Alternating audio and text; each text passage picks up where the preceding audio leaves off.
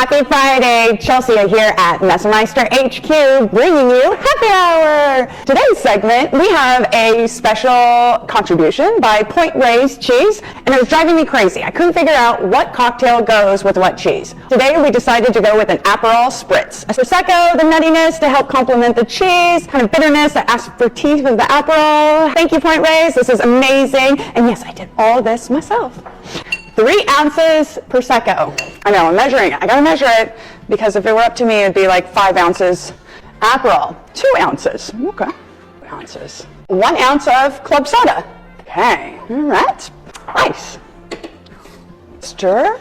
Garnish with an orange. You know I love my floaters. Cheers to Aperol Spritz. It's orange. Perfect for October. The leaves changing color. Don't forget, you can use your Messermeister culinary scoop to get all the cheese you want on that little cracker. You think I can fit that in my mouth? I will make it. Can you tell everyone what the cheeses are? We got Bay Blue, Pimento cheese spread, and then we have a Tomo Provence.